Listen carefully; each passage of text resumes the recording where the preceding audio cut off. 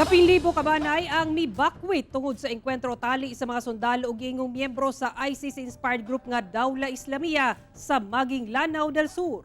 Ani ang report ni PJ De La Peña. Gibutiag sa Municipal Disaster Risk Reduction Management Office nga sukad nagsugod ang bakbakan sa barangay Ilalag, Maging Lanao del Sur adlong Martes. Tali kasundaluhan ug ISIS-inspired group nga Dawla Islamia. 1,217 na kabanay ang mibakwit gikan sa 8 ka barangay sa lungsod. Anaa sa 50 kabanay ang nagtiner sa evacuation center ug ang uban anaa sa ilang mga paryente. Maayos naman po.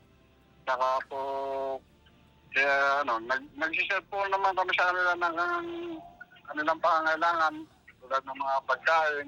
Busag gimugna na sa Maging LGU ang usa ka peace panel aron maundang ang engkwentro.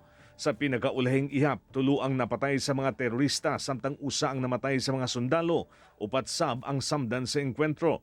Sumala ni Brigadier General Jose Maria Cuerpo sa 103rd Infantry Brigade sa Philippine Army, nagkubkob na nila ang kampo nga gikutaan ni Abu Zakaria ug sa Dawla Islamia Mauti Group.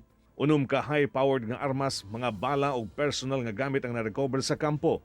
Nakagawas na sab sa kampo ang mga sibilyan nga natrap atul sa engkwentro. Ako si PJ De La Peña para sa One Mindanao.